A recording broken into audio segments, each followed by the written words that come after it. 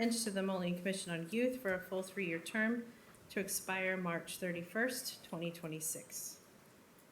Following that, we have a proclamation from the Quad City Federation of Labor, AFL-CIO, to declare April 17th through 21st, 2023 as National Work Zone Awareness Week. Is there anyone here from Quad City Fed? No? Okay, I will read the proclamation.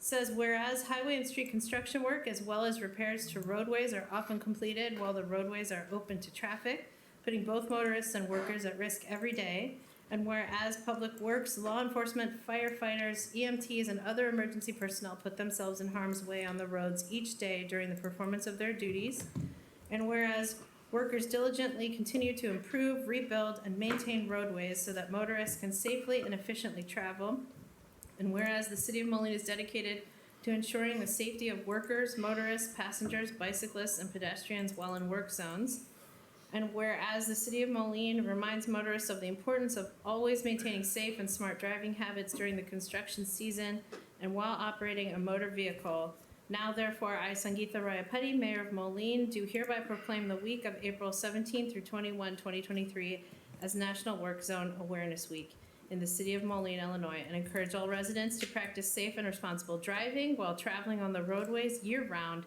especially during construction season. Is there any public comment this evening, Chief? There is not the public hearing, but there is public comment. Oh, I'm so sorry. Yes, I read the wrong thing. So we begin this evening, number 5.1, public hearing on the Moline South Slope Wastewater Treatment Facility Project and Preliminary Environmental Impacts Determination, PEID. Mr. Lodi. I will start with this script though, correct? Thank you. I hereby open this public hearing for the South Slope Wastewater Treatment Facility Project and Preliminary Environmental Impacts Determination. Mr. Lodi, please proceed. Thank you. City Council commissioned a study of the facilities and long-term compliance for the South Slope Wastewater Treatment Plant in 2022, and the findings of that study were presented to City Council approximately a year or so ago. As a requirement to be eligible for state revolving loan funds, a preliminary environmental impacts determination hearing is required to be held. This is, the purpose of this hearing is to give those that may have concerns about the environmental impacts of any improvements we may intend to do at South Slope their chance to voice concerns about those impacts. So we advertised for this hearing 15 or so days ago, and in accordance with the requirements, and have not heard anything since, but this is the opportunity for those folks to come forward. Okay, is there any testimony from those in favor of the project as presented? Hearing none, is there any testimony from those in opposition to the project? Hearing none, are there other questions or statements from the public? Yes, Mr. Wendt. Yeah, thank you, Your Honor. Just looking at this proposal and kind of how this is evolved, and I know that this public hearing is just for the environmental, but I think when this is going to be actually voted on, I probably won't be sitting here, so I figure this is the time to talk. So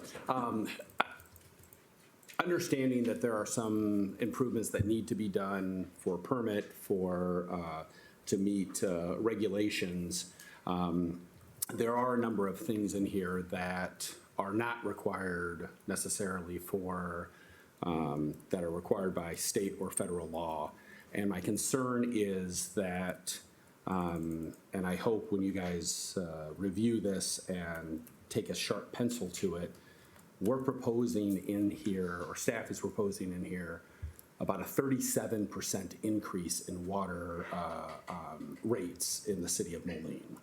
And you know, there's things in here like a maintenance garage and different things, and there's also been talk about consolidating vehicles in other locations and all those different things. And so I just hope that you guys take a sharp pencil to this and make sure that we're doing the things that need to be done, but not necessarily spending everything on the wish list, because the residents of Moline, like I said, that's a 37% increase in their rate is extraordinarily high increase in water rates. Thank you. Any other questions or statements? Hearing none, this public hearing is closed. So now we move to public comment. Chief? Tom Keith. Hi there, you guys have probably seen me before. I did this with Scott Rays and Stephanie. This is my third time, so they say you have to hear something 6 times before it finally sinks in, so I got 3 more to go after this. So here's my, what if there were a monumental environmental threat that you didn't even know it was happening? What if you found out it was affecting your health and that of people you know and love? What if you knew it was such an enormous problem that has the potential to destroy our crops and trees, the soil that we are growing in, and our entire water supply and whole ecosystems? And that if you didn't act, we could never turn back. We're not talking about fracking, nuclear energy, or the oil industry. We're not even talking about climate change. It sounds like science fiction, but it's not. It's happening right above you, and it's called geoengineering. Climate engineering programs have been fully deployed for many years. There is a mountain of hard evidence, hard science data, and film footage to back up this statement of fact. All available data indicates that this ongoing global geoengineering programs are mathematically the greatest single assault against the web of life ever launched by the human race. Another reason I'm here is because the Times refused to write my article. I'll just read you a little excerpt of it. Being an outdoorsman and relishing moments I enjoy in the woods, I've been noticing strange occurrences lately, such as leaves not decomposing as they normally do in the winter due to lack of soil microbiology and from climate engineering, lack of forest smells, lack of insects, due to pesticides, including adjuvants such as glyphosate sprayed upon us from the sky. And I'll leave you with this quote from President Johnson. He said, "This is a type of weather warfare. He who controls the weather controls the world." And I'm telling you this so that when this comes out, and it will eventually, and they can't hide this anymore, I can tell my grandkids I tried to do something about it. Thanks. Thank you very much. Chief? Brian Dockery. Thank you. Just a reminder, I forgot to say at the beginning of public comment, we have 3 minutes for public comment, and Chief keeps track on the clock over there. Come on up. Good evening, I'm Brian Dockery, Vice President of Riverstone Group. I don't know if this is a proper time to talk, but I want to talk about the zoning change proposed discussion. We did meet with city staff and they're great to deal with. We talked a lot of things around. Basically, we've been on the river since the 1880s. We like to continue doing the same intensity that we're currently doing, which I think we got worked out with staff.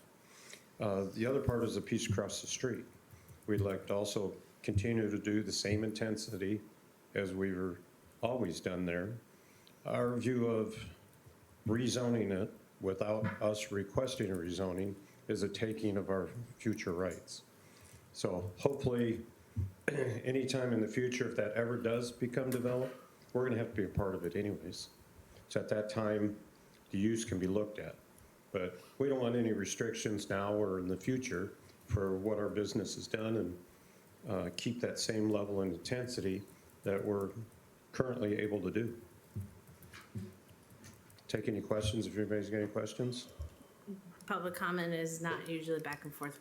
We hear from Okay. you all, and certainly knowing you talk with staff, we can follow up with them and follow up with you afterwards. All right, thank you. Thank you. Anyone else? Okay, thank you so much. Any questions on the agenda? We have no changes. We have an informational, our April 2023 status and information report, Mr. Vitas. I'll keep it short. If there's any questions, Mayor or Council, I'm more than happy to answer those for you. Yes, Mr. Went. Yeah, I had sent an email earlier regarding the rentals and single family. And again, it doesn't talk about licensing. It only talks about inspections and registrations. And I feel like I'm a broken record, but licensing is absolutely, I think, part of what we as a council had done. We talked about it as the proposed ordinance. And I think so that we don't take our eye off the ball, it needs to be included in these updates so that that happens. But the other part is, while we talked about it at that informational, when is that going to be come back to actually be voted on and implemented? I think it's going to take some doing on the part of staff, and based on that informational meeting that we had, the roundtable, there's a body of work there that's been done, right? We have a series of ordinances that have been adopted over a period of years and are in place. And as I said in the meeting, it's great to have the ordinances, you need the resources to implement those ordinances, and that was lacking. It's still lacking today. It's one of the requests that I'm going to be coming back to council with, as I said I would. But before I bring that back, I think we want to have a clear understanding of exactly what we bring back. I don't want to rely on what, just the information that was initially provided. I think we need to drill down. We want to make sure that whatever we do is cost effective and it's efficient. If the council decides that, they're going to support more of a full-blown approach to housing inspections and monitoring, not just vacant properties, but abandoned properties and landlords, the whole 9 yards. That's something that we as a staff have to sit down and actually work out the details on. I think that's not fully vetted yet. So it may take, the better part of the summer to get through that process, but then bring something back. And then, implementation-wise, it could be built into next year's budget, actually, because it's a pretty sizable number. You remember, it was north of $500,000. So, I just can't, I don't feel comfortable just saying, here, we're going to spend $500,000 without having the details on how we're going to actually approach that. And I want to work with Drake, and I want to work with his team, with Brad, and work with Amy. There's a whole litany of people who have moving pieces to this puzzle, and yet some of it works, some of it doesn't work. And I think we need to have it integrated fully. And that's what we're working on. That's what we're talking about, is the integration of all things housing so that we can get it done properly. And then which department is going to manage and oversee it. Typically it might be something that's in a CED department as opposed to where it's at right now. Kind of like partially in legal, partially over in But yeah, because you've got it under Public Works as yeah. the. And there's a reason for that, but that time has changed. And as I've mentioned before, that change will be forthcoming too. I don't envision leaving that function of government where it's at today. I anticipate moving it back under the CED umbrella, preferably. Mr. Dykeisen, would you mind sharing just a And I'm little? not forgetting about the licensing part. Would you mind sharing just a little of the update you provided me today from a yeah. staff perspective on? Yeah, the Public Works Director was heavily involved in the process, and with that position vacant, some momentum has been lost there. On the other hand, 3 positions that are being filled. Leah, looking around. Probably. She's over there. She's hiding in a different spot. Yeah, the permit tech, a combination inspector, and then another rental inspector. Is that correct? Correct. One position, we have a start date already in place. Another one is in the pre-employment process, and then the third interviews are scheduled. So I think once those positions get up to speed, Drake has told us he has about twice as many year-to-date over last year as permits and inspections that he's involved in. So they're busy. But I think it'll help getting these 3 positions up, and of course, hiring a new Public Works Director. Thank you. So end of the summer, you think? I hope by the end of August we have some. I think going into budget, we have to have a plan. I think because it's an expensive proposition. And if we want to have a meaningful effect or impact on the housing, we have to put the money into the budget. And we have to make sure that, we just don't hire people to hire people. I want to have it well coordinated so that we can attack it the way they've done it in other cities. It could be ward by ward, block by block, but we go in and we really dig deep to try and get to the bottom of all the issues on every street, because it varies. You can drive down a street and it's great, and all of a sudden, wow, where'd that come from? right? And you continue down the street and it looks great, and then all of a sudden you see a couple more problem properties. So it's not like they're all in one place, they're staggered. So the challenge is making sure we can properly plan to roll out a strategy to address each and every ward, especially the older wards in the city, where the oldest housing is located. And where you see a lot of younger people moving in, by the way. Yeah. Yeah, you know, the average age in the city is about 39.6 years now. So this city is getting younger. You know, it's a benefit, it's a good thing. It's just my concern is because obviously I've been trying long to time. get this done for a long time, is that this seems to be what last city administrator, you know, is perfection sometimes is the opponent of progress. And so that if you're moving forward and to that point, Yep. you know, I don't think that anybody expects day one you're going to be inspecting all of these and everything. But I think we have something in place in which you do exterior visual inspections that then you rate them A, B, and C, and then that triages which things that you can do. So you don't have to. My concern is we're hiring all these people, but we don't actually have the ordinances in place for them then to implement. And so it's the chicken and the egg situation. And I think having input from the council of like, hey, this is what we're going to do, and we want this to implement 6 months, 8 months, a year from now, then you have exactly, you know what you're getting into. Because right now, I mean, I know what I would vote for and what would want, but you may go through all this with the budgeting and everything, and then bring it before the next council, and they may be like, oh, we don't want to do any of that.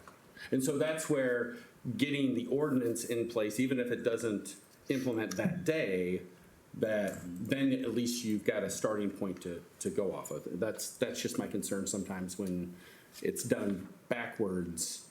If the council winds up changing their mind or going in a different direction, then all of a sudden you've got staff that. Yeah, well, I mean, I can't predict what this council or any future council will do. I think I presented a pretty clear case in that work session.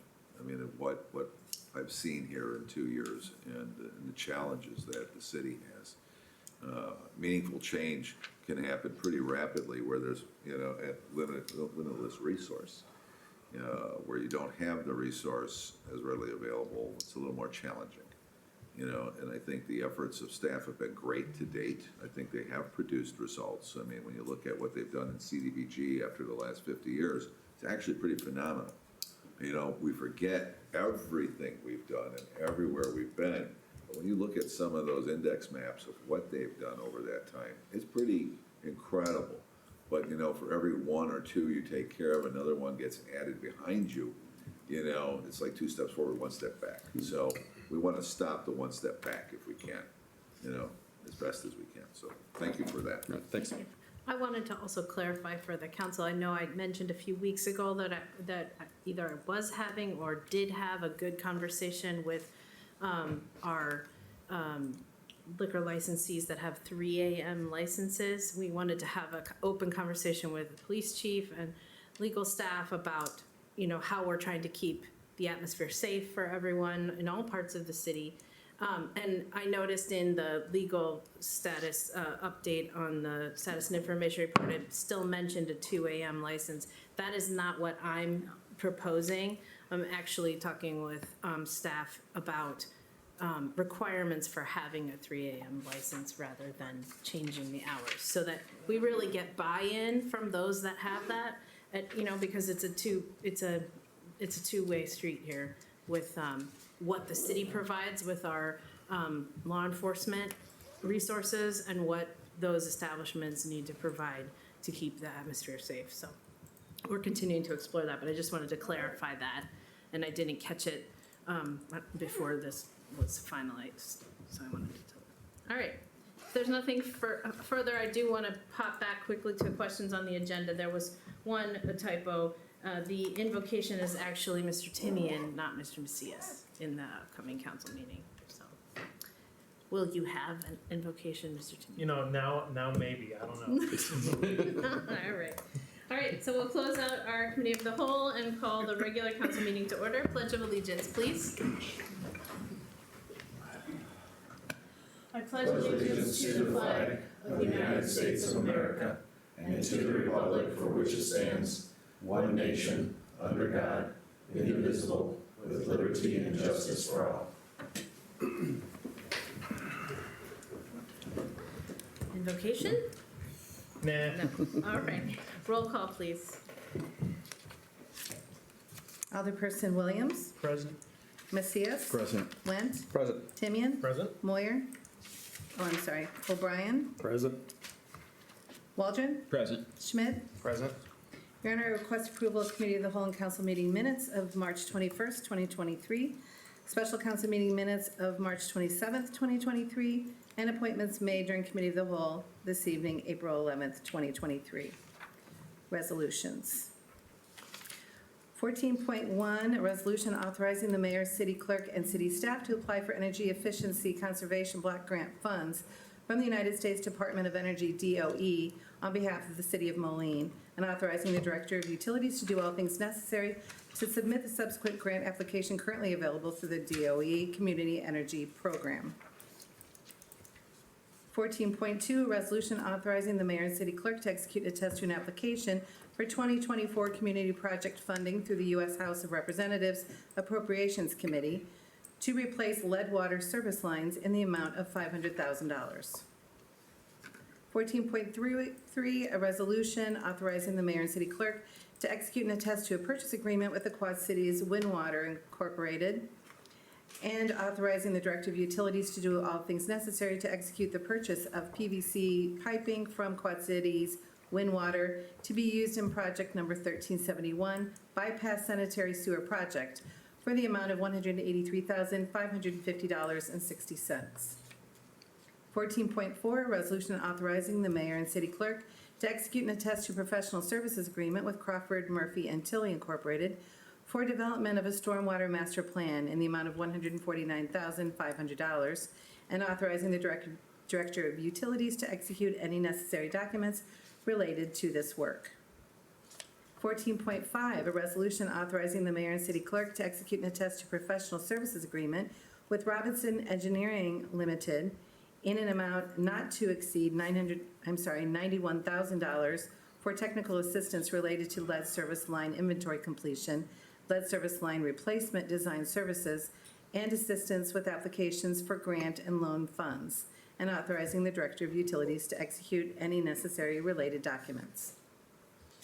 14.6, a resolution authorizing the Fire Deputy Chief of Suppression to purchase 8 sets of Innotex Energy Firefighter turnout gear from Sandry Fire Supply LLC for the amount of $25,550.70. 14.7, a resolution authorizing the Fire Deputy Chief of Suppression to purchase TNT extrication equipment from Sandry Fire Supply LLC for the amount of $28,727.94.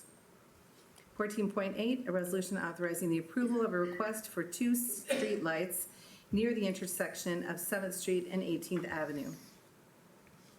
14.9, a resolution authorizing the mayor and city clerk to execute and attest to a contract with Structured Solutions LLC for project number 1423, 2023 manhole lining program for the amount of $151,740. 14.10, a resolution authorizing the mayor and city clerk to execute and attest to a contract with Walter D. Lott Incorporated for project number 1374, 22nd Avenue reconstruction for the amount of $423,614.86. 14.11, a resolution authorizing the mayor and city clerk to execute and attest to a contract with Langman Construction Incorporated, for motor fuel tax MFT section 23-00000-01-GM 2023 asphalt maintenance program for the amount of $327,821.50. 14.12, a resolution authorizing the approval of resolution for maintenance under the Illinois Highway Code for motor fuel tax section number 23-00000-01-GM 2023 asphalt maintenance program for for the amount of $400,000.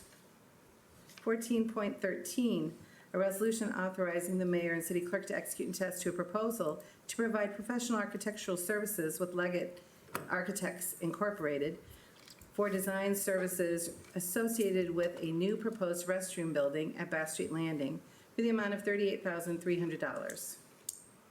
14.14, a resolution authorizing a one-year extension through May 31st, 2024 of the current agreement between the City of Moline and Quad City Towing Incorporated to provide towing services for the City of Moline pursuant to the original terms of said agreement. 14.15, a resolution authorizing the mayor to accept and execute an amendment to program funding agreement between the City of Moline and the Illinois Housing Development Authority for the Strong Communities Program Round 1 grant, extending the termination date to September 19th, 2023. 14.16, a resolution authorizing the mayor and city clerk to execute and attest to a proposal for traffic engineering review services with Sam Schwartz to perform a technical peer review of a traffic impact study. Move to approve the consent agenda? Second. Motion by Alderperson Went, seconded by Alderperson Macias. Roll call, please. Alderperson Timian. Aye. O'Brien. Aye. Waldron. Aye. Schmidt. Aye. Williams. Aye. Macias. Aye. Went. Aye. 7 ayes, no nays, and that motion passes. Non-consent agenda, second reading ordinances. 16.1, an ordinance amending Chapter 35 zoning and land development of the Moline Code of Ordinances regarding electric vehicle supply equipment, including amendments to Article 1, Division 2, Section 35-1203 definitions, Article 3, Division 4, Section 35-3401 regulation of allowed uses, Table 35-3401.1 permitted land uses, Section 35-3408 principal commercial land uses, Section 35-3411 accessory residential land uses, Section 35-3414 accessory commercial uses, and Article 5, Division 1 is Section 35-5100 off-street parking and traffic circulation standards. Motion to approve? Second. Motion by Alderperson Timian, seconded by Alderperson Schmidt. Discussion? Yes, Mr.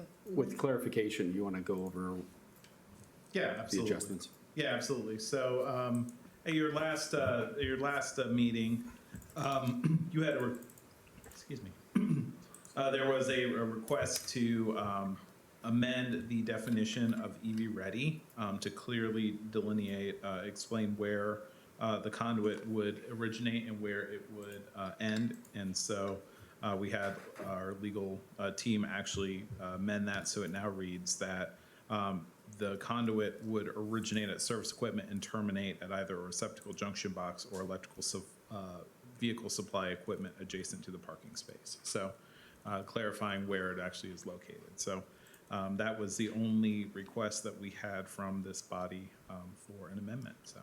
Thank you. Yes, Mr. Wood.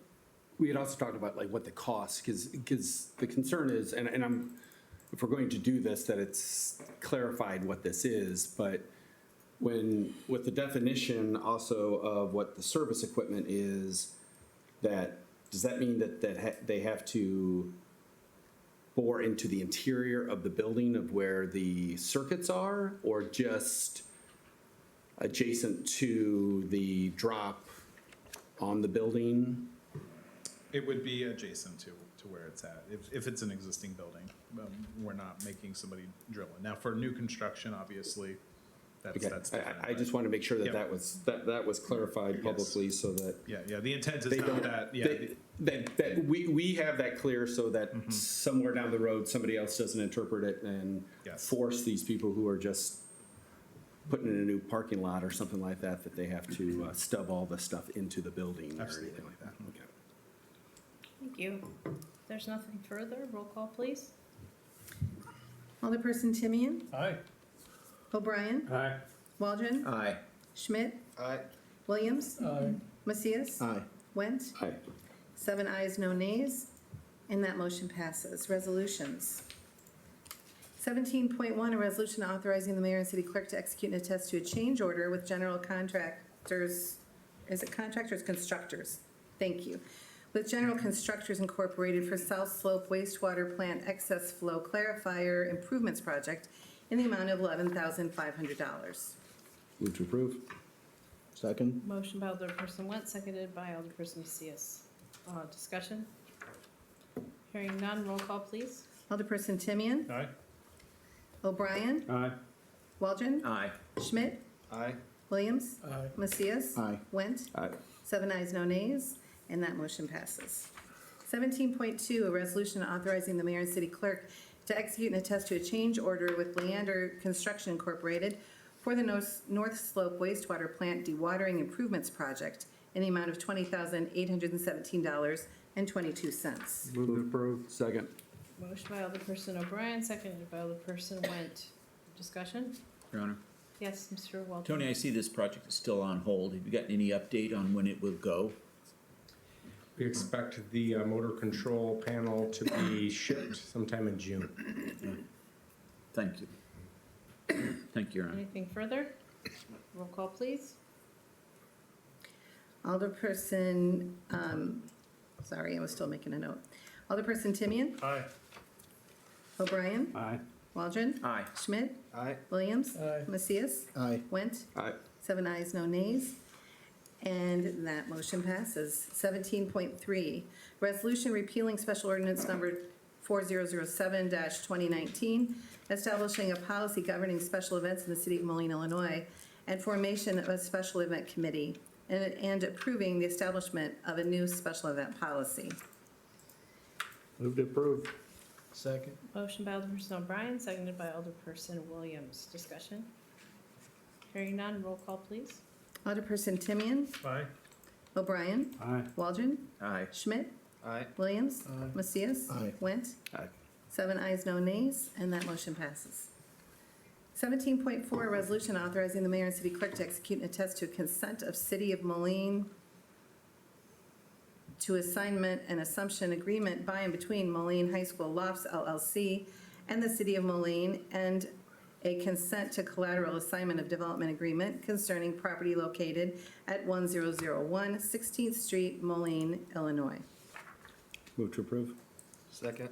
Motion by Alderperson Went, seconded by Alderperson Schmidt. Discussion? Hearing none, roll call, please. Alderperson Timian? Aye. O'Brien? Aye. Waldron? Aye. Schmidt? Aye. Williams? Aye. Macias? Aye. Went? Aye. 7 ayes, no nays, and that motion passes. 17.5, a resolution establishing a time and place for a public hearing to consider the redevelopment plan and project for the Eastgate TIF redevelopment project area.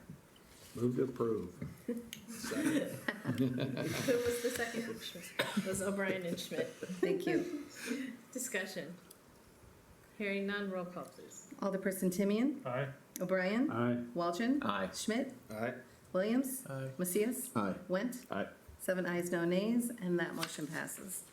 17.6, a resolution authorizing revision to a permanent waiver of Section 28-3200A and Section 35-4218 of the Moline Code of Ordinances, and a revised estimated payment to be determined at the time of lot development and based on sidewalk built to the then current city sidewalk standards, and specifications into the sidewalk fund in lieu of construction of sidewalk along 10th Avenue for property located at 1002 27th Street, Moline. Move to approve. Second. Motion by Alderperson Timian, seconded by Alderperson O'Brien. Discussion? Yes, Mr. Ward. Can we get a clarification exactly how this is going to work? Yeah. I shouldn't laugh, that's not fair. It's a good question, because I've had that same question. Basically, my understanding is that when we entered into this agreement with these folks in the first place, some time ago, we granted them a waiver for a period of time so that they could. David Dryer, are you there? I'm here. Can you hear me? I knew it was you. You want to ask? I'm here. This was originally approved in '21. Mr. Olson came in and said they don't have plans to develop their property at this time because building costs were so expensive. So he wanted to know if he could defer the payment. And given that we had a resolution directing that there was a required payment, we needed to modify that. I would provide, I guess, if this is approved, we would give a copy to the building officials so that at such time as a building permit is pulled by Mr. Olson, that would also trigger this so we would know what was happening. And if it's sold, then you'd essentially be faced with the same thing, I suspect, in the future. Whichever property owner would either have to build a sidewalk or come in and get another waiver. I don't think this waiver is going to bind a future property owner to the waiver. And Margaret can correct me if I'm wrong. No, you're right. Thank you. I like to hear that. Mr. Owen? Then why wouldn't we put something in that we would record against the property? I've not seen that done. I mean, Well, I mean, with variances, I mean, that's what we have a happens. lot of properties that are sitting there, I mean, undeveloped, and I guess we could, if we wanted to, we could go around and get all of the properties that are similarly situated without construction on them. And then reports, and it says when it gets built. And the title search is done, it says when it gets built, you will put the sidewalk in, but that's local ordinance. But I guess my question is, like, what is the impetus? Because you're right, there are lots out there that's not being developed, and they're not coming in here all the time trying to get waivers and all these different things. I mean, what is the catalyst for, because if they wouldn't have come in, Right. we're not making them build a sidewalk or do anything. Actually, finance was sending them bills for this payment because of the timeline that was attached to the resolution, which precipitated him reaching out to us saying, hey, wait, I'm not building at this time. I'd like to defer this if possible. Because originally he was going to build it and develop. And then the marketplace went where it went, and in the meantime, he bought a house in Moline with his wife, and that's where he maintains his residence now. I don't know if he'll ever build this lot. He may decide to flip this lot, and whoever acquires it. How many feet was that, David? I asked you that question earlier. It's about 312 feet of sidewalk he would have to build, and it's a pretty extensive embankment that they would have to build, so it's not really feasible. Mr. Schmidt? Well, but the only time they need to build it is at the point of development of the lot, correct? So, I mean, is this just something where we need to, would it be simpler and easier to cancel the existing resolution that was in place, right? We stop the billing and get the finance off his back, which is not being developed. And I mean, I guess because I also, I'm making the assumption that anyone looking at that would say, yes, I understand why this was granted in the first place and we would re-grant that in the future. Or I guess, is he just trying to make sure he gets this Off of it. so that we can have it in writing. He's got a clean slate then going forward, and he has no encumbrances on him or the property. And that's really what I think he's trying to do, is unencumber it. Mr. Went? But that sounds like two different, I mean, if he wants assurance that he isn't going to have to take on the cost of building a sidewalk and putting a retaining wall and all those different things, I would think that he would want something in writing, either recorded against the property or whatever, and say, hey, the city has acknowledged you're not going to have to cut into that hill, put that in, but to this extent that at the time you do develop it, we'll figure out the linear foot times 5 square feet or whatever it is, and what the cost of concrete is at the time, and that'll be your number that then we can use to infill other places, or quite honestly to fix because one of the arguments is that there's a sidewalk across the street which is just completely deteriorated in a number of areas, that we can then use that to give those people in the neighborhood a free walking path. But then for him, then that property would be much more attractive to sell to somebody. Say, hey, listen, I've already jumped through this hoop with the city. If you want to develop it, you don't have to worry about them coming back and making you put in retaining walls. I mean,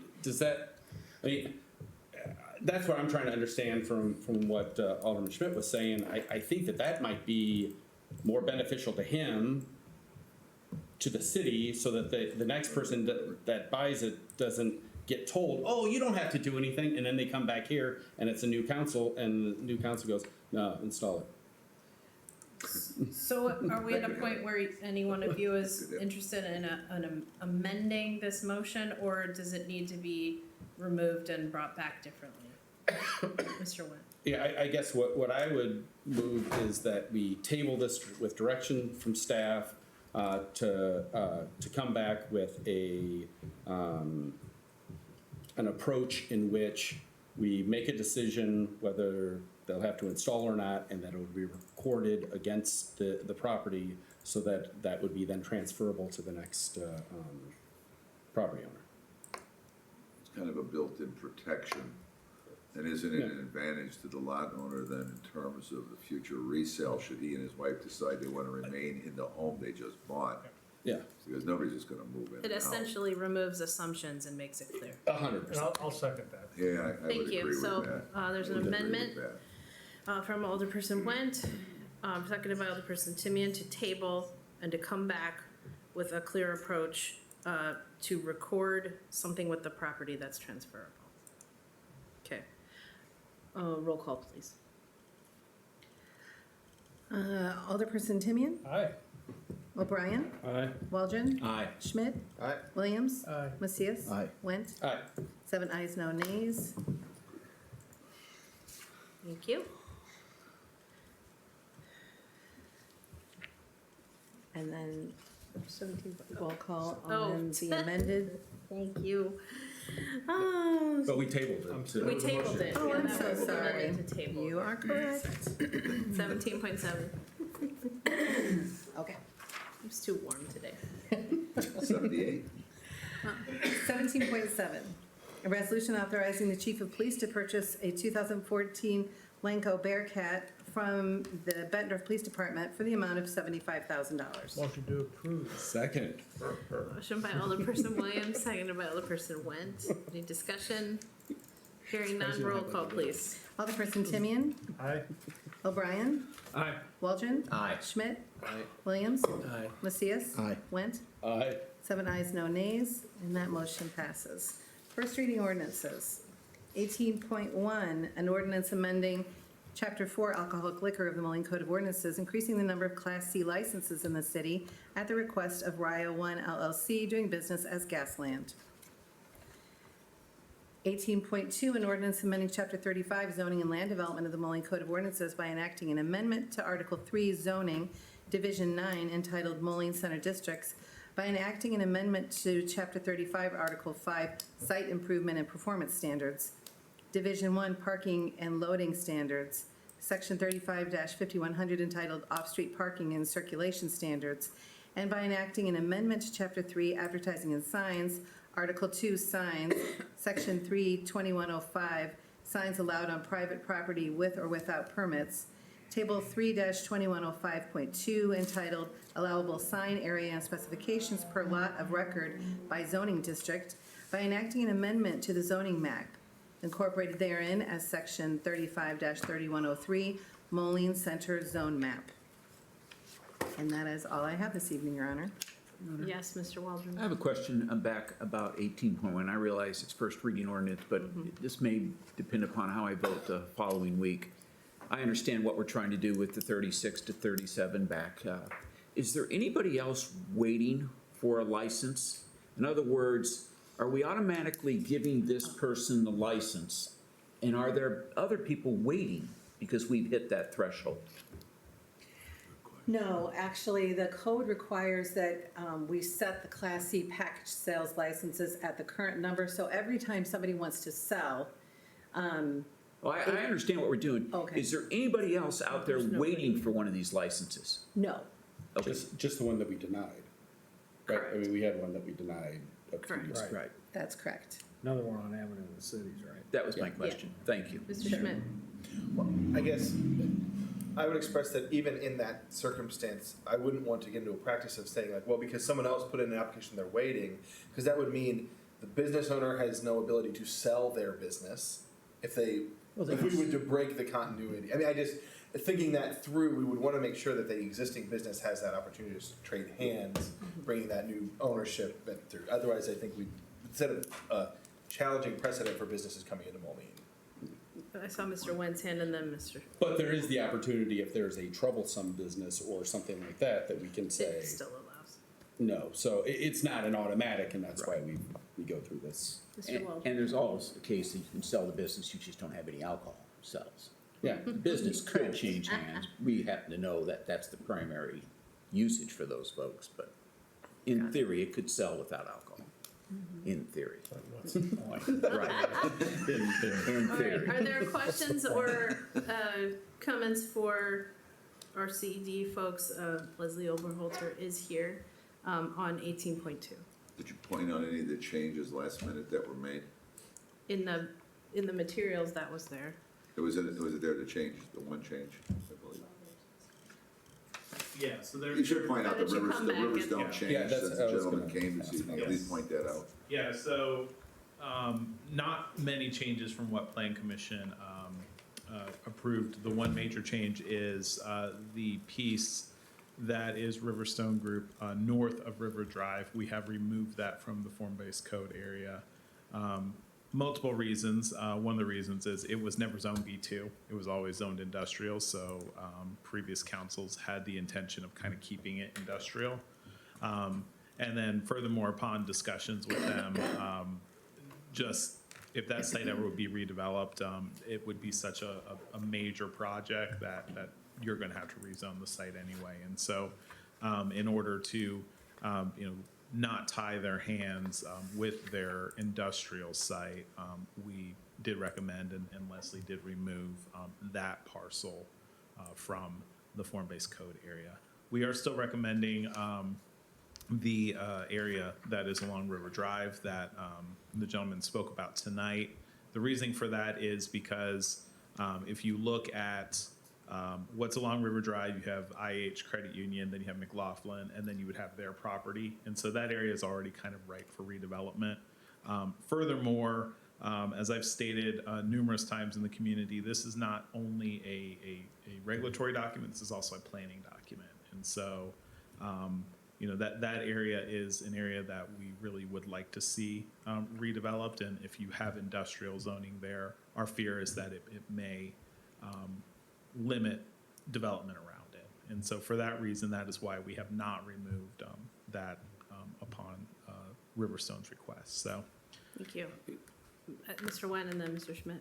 Was that the staging area where they were doing the concrete mixing and, Yes. and all that? Yep. And that big Kind wet, of that slice. that slice that, okay. The super Thank you. elevated one. Mr. Yes, Schmidt? it's elevated, yeah. But is that currently zoned industrial then? Yes, No, it's I believe that piece is industrial, No, the piece across it's the not. street. That's the point. It's not. I would have to double check. That on wedge, that. Let me. that's probably That's- something important we should know. It is B2. Okay. It says Our- B2. Yeah, our consultant has checked that, so. So that's a non-conforming use then in that, like, what it's been being used for, is that correct? Correct. I have a question procedurally. In the documents attached, it mentions this will come back for second reading on April 25th. However, we do have a meeting next week. So I'm assuming that date was just because we thought we had a roundtable? Yes, correct. So it's actually second reading next week? Yeah, as long as there's final no, as approval. long as there's no changes that this body would like to make, that is one thing I would request. If there are any changes that this body would make, we can either hold the second reading next week so that we have a chance to incorporate it, or if there's things that you would like to address this evening, staff would request that so we have time to do that. Because our intent is we want to get this done under this current council. We also have a grant that expires at the end of June, and so as part of that, we need to get the code codified and other items. So we'd like to get this wrapped up by the end of the month if possible. Thank you. Thank you so much. That concludes our business. Under miscellaneous, we move to now.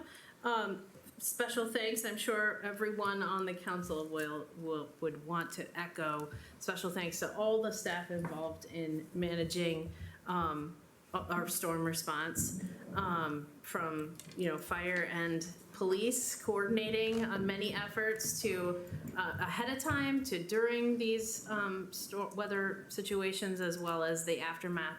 I'm very proud of how the staff has responded and continuing to get reports that we're on track to get everything picked up within a decent time frame.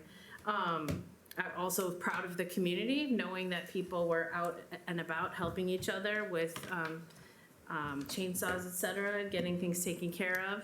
So I'm very thankful for that. And I'm very pleased too to note that the city administrator has asked for a post-action report, correct? So that we can continue to analyze our response and make improvements as needed with council's consent.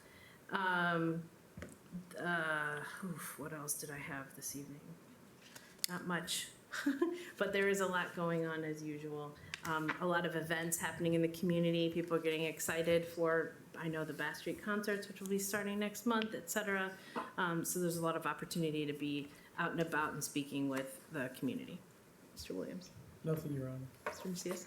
Thank you, Your Honor. Just want to echo the same thing. My street and my neighborhood got hit pretty bad, but yeah, the city did respond, and you've seen day after day the city trucks and also the contractors. There's a lot of contractors taking care of those heavy trees. So just on my way here, one of the biggest ones that fell on the side yard of one of the houses was getting taken care of. So it's interesting seeing how much activity and how much work goes into something like this. So thank you to everybody that helped. I'm so sorry. I meant to add along those lines how much and how many people pitched in.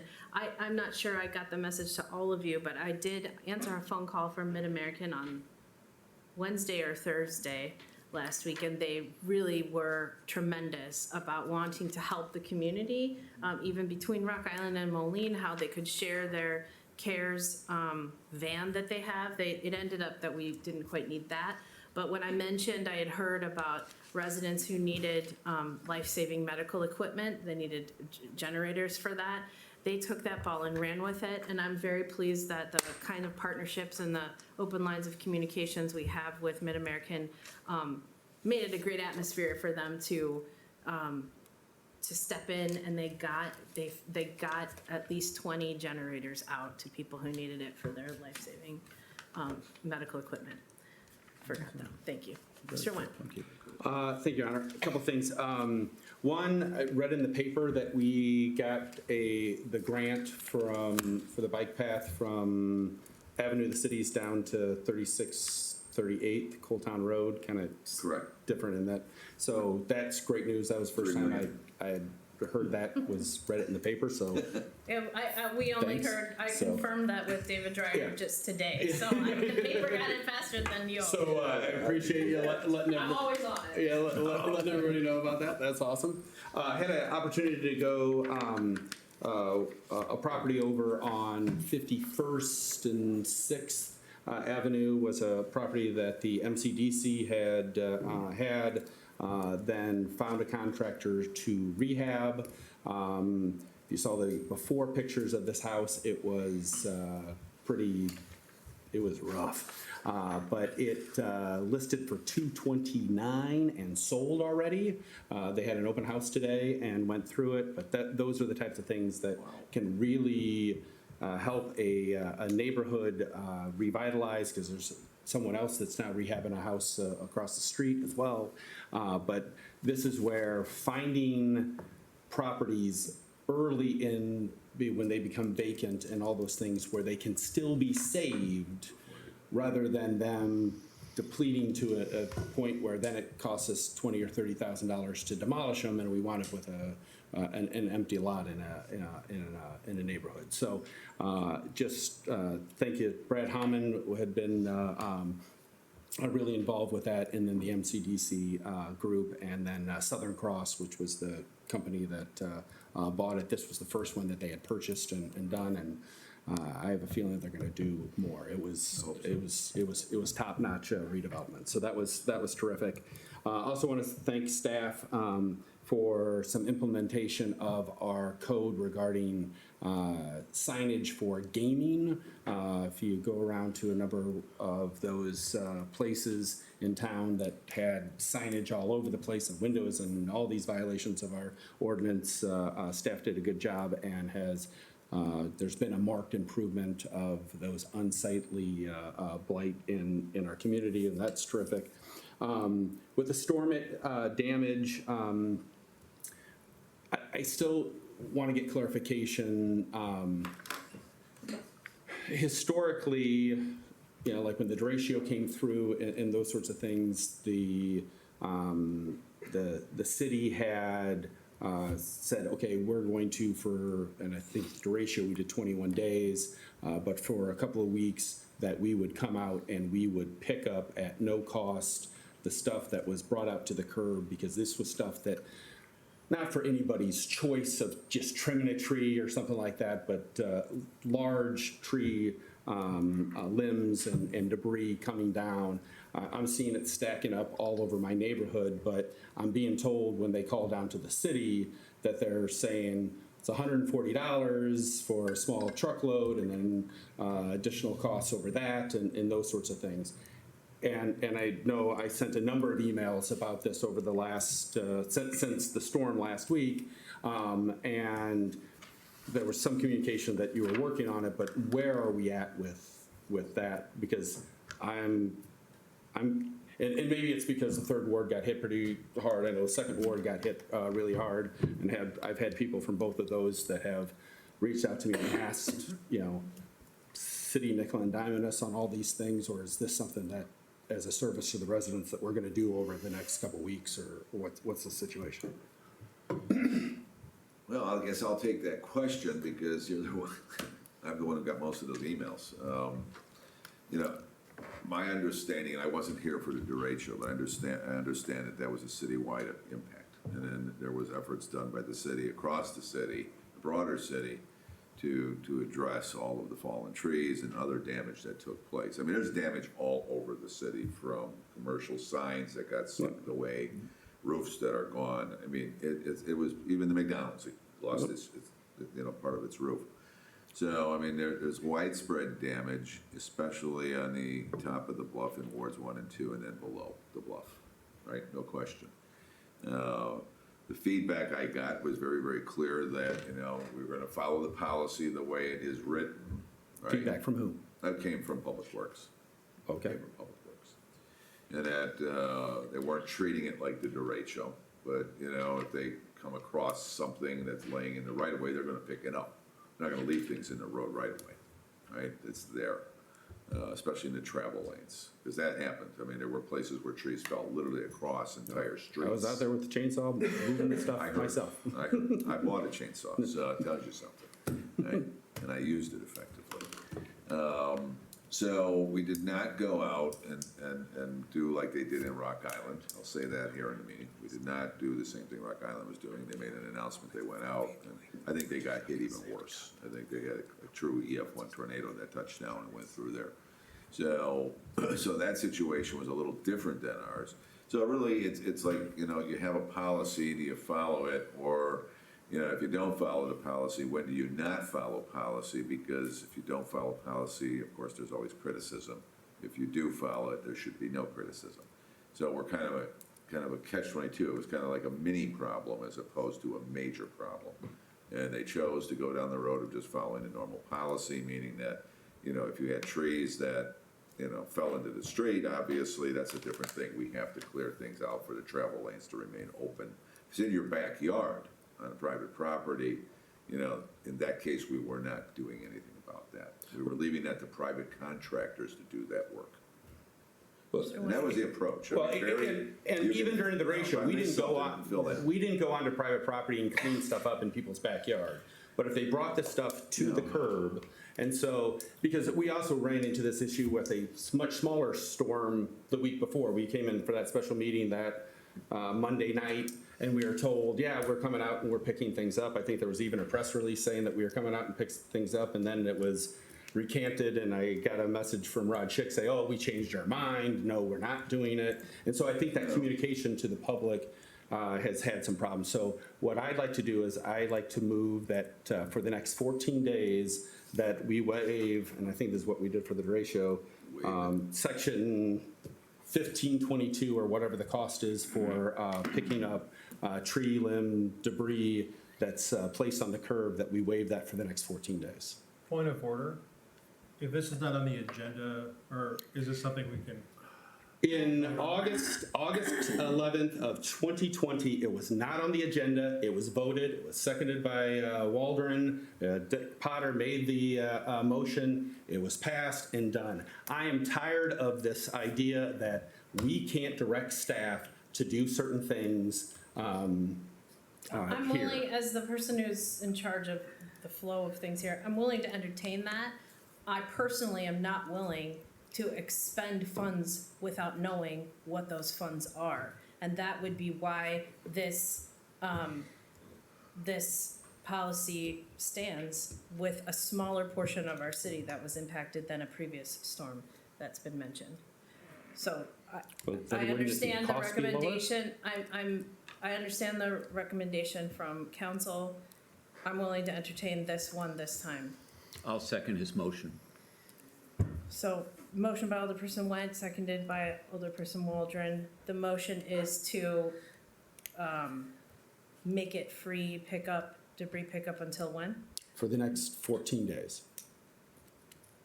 And direct staff to get a motion out. Hopefully, the paper will, if passed, will let everyone know that that's happening in Moline as well. Is that citywide or just in the affected wards? I'm not sure how you can. I mean, I don't know where the storm damage Yeah, is at. I think it's It's difficult to know where it was sporadic. I'll call on everybody. Mr. Macias? A question, wasn't there one of our trucks that vacuums or picks up some of this stuff that got damaged as well? What fell on it? There was a Fell truck right that on the had a truck. tree. Yeah, Is it working? Is it still working, or? Was it what's the jetter, status? wasn't it? Was it One at jetter? a time, please. This is not a free-for-all. Back truck, yeah. Thank you. Mr. Dykes? We wouldn't use that truck for the pickup, for the storm pickup. Okay. That was like Thank a you. sewer vac truck. Other comments, questions, Mr. Waldron? You almost have to do it citywide. You can't differentiate. People don't know what ward they live in. I get calls, still get calls to this day from people on 7th Street. Since they're on 7th Street, they assume they're in the 7th Ward. I never give them your number. Thank you. So I would say citywide. Mr. O'Brien? Thank you. I would agree with citywide, but I tell you, the 6th ward I drove around, I didn't see a whole lot of damage there. Potholes we have, yes. Is the pothole patcher working? Did they get hit by something? Well, it will be delayed. I mean, it could be delayed. Okay, I need that clarification as a formal amendment to the motion. I'll amend the formal motion to make it citywide. Is there a second to that? Second, but I don't think it's necessary because I didn't say that it was anything but citywide. We're just trying to gain clarity, Mr. Went. Mr. Dykheisen? We do have, I think, at least 6 homeowners that have paid the $140 already to have the city do the bulky pickup. So I don't know. those So if people this get passes, you're refunds. suggesting a refund to them would be appropriate? Something for you to think about. We Okay. got to deal with the amendment to the Can we have a amendment. second to the motion? Yes, we had a motion by Alderperson Waldron and a second by Alderperson Went. Thank you. So we need a vote on the amendment to the amendment. I mean, amendment to the motion. We don't have to do roll call, correct? Or we're in a yeah, council meeting, we should do you're roll call. right. Roll call, All right. please. Alderperson Timian. Aye. O'Brien. Aye. Waldron. Aye. Schmidt. Aye. Williams. Aye. Macias. Aye. Went. Aye. 7 ayes, no nays. All right, now we're back to the motion as amended. Mr. Schmidt? Do we have any estimate of what that will take for us to begin patrolling and looking for, I mean, what is it gonna cost us? What's that going to? No idea, no clue, and I can't give you a number because that's impossible to know. I mean, that would literally have to be determined on a day-to-day basis, based on a number of crew, staff out there, their hourly rates, fuel charges. I mean, is it really worth knowing that? Is I my guess, question. what, to put more simply, I mean, what sort of diversion, I mean, are we looking at a crew being diverted as would be an expectation, or? If you're gonna do it citywide, I would guess that they're gonna probably send several crews out. I can't imagine that they would have just one cleanup crew. They'd never get it done in 2 weeks. It'd be impossible. Maybe Alderman Waldron would like to speak on the issue. Mr. Former Waldron? Public Works. Typically, that there is a brush truck out every week anyway, and that brush truck communicates with 2 crews, normally from the street department, who are also out, and they let each other know where there's a brush pile, so that those crews aren't just driving the city, so that sanitation crew tips off the other crews what's out there, and then they get it picked up. There's a deficiency there. Okay, Correct. thank you. Yeah, it's their driving around, because they cover the entire city. Correct. Anything further on this motion? Mr. Went? I'll make the motion that we reimburse the people who had paid since Tuesday. Second. So, all right, amendment to the motion, yes? Yes. From Alderperson Went, seconded by Alderperson Waldron, to reimburse those that have paid. Yes, did I hear that correctly? Yep. Yes, got it. Since Tuesday, I mean. They did it on Monday then. All right, roll call, please. Alderperson Timian? Aye. O'Brien? Aye. Waldron? Aye. Schmidt? Aye. Williams? Aye. Macias? Aye. Went? Aye. 7 ayes, no nays. All right, that amendment to the motion passes. So we're back to all of this as amended. Yes, Mr. O'Brien? How long does a person have to get this stuff to the curb? 2 2 weeks. weeks, 2 weeks. 14 days. 2 weeks from today. Okay. I would encourage people to get it out as promptly as Yeah. possible, because if you bring it out on the 14th Day, yeah. that's probably not a smart move. Yeah. You know, unless you're on vacation out of town. Okay, that's all I wanted to know. Yeah. Okay. Is there anything further from the council? Hearing none, roll call on this motion to use the next 14 days to get debris picked up at no cost, and to also make it citywide, and to reimburse those that have already paid. Alderperson Timian? Aye. O'Brien? Aye. Waldron? Aye. Schmidt? Aye. Williams? Aye. Macias? Aye. Went? Aye. 7 ayes, no nays. Okay, Motion passes. please talk to Tori about getting the word out, and I'm sure Grace is already on it. It'll be out before, yeah. Okay. Thank you. Anything further on miscellaneous? No. Thank you. For Mr. Timian. Thank you, Your Honor. I would like to give a appreciation, not just to the city staff who are out there doing emergency cleanup, but also the linemen who were restoring power at physical peril. There was a second round of storms coming in. They were repairing utility poles snapped in half. I lost power for 12 hours. I'm on the lower end of the spectrum. Some people had it without power for a number of days. But they were working, 24 hours straight to get this done. And so I just wanted to say it's very appreciated and it's seen. Thank you, Your Honor. Mr. O'Brien. Kudos to staff. Mr. Waldron. Yeah, I was interested if we had any sort of update on the house that's boarded up on 12th Avenue, and I think on the 3500, 3600 block on the north side. Are we making any progress on that? It really looks bad as you drive by, and, Former meth house. I It's, believe that's sold. Yeah, I think it's been, It's a private owner. okay. So- I was just wondering. well, then it falls under Brad, Yeah. so. you can possibly follow up with Brad. That's all I have, Your Honor. Thank you. Mr. Schmidt? Nothing, Your Honor. Thank you. Mr. Nothing, Your I Honor. mean, you're beat us. Did you call me? Yes, I did. Lord, got more again. hair than It's I too did. hot today. Wow, Mr. Dykes? you are everywhere. You have something for us? I did want to make one quick clarification. We did go back and look at the map. The property that is in question, that is River Stones, that was the concrete yard for the bridge. That is zoned industrial. It is not zoned B2. Was correct. Oh, Thank you. Yes. Well, so then that is something Apologies where if it's not a non-conforming use there, then the reasoning to take it out was, We're not recommending taking it out. Exactly.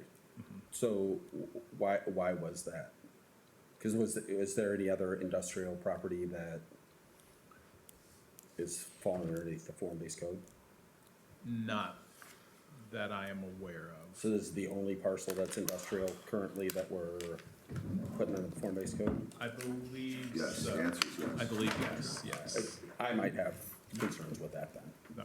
I mean, one thing and not to belabor this, but one thing that is a concern, if we remove that, you remove the continuity between, because you will have some that will be zoned, form-based code that will be Please, not gentlemen. contiguous to Mr. Vitas.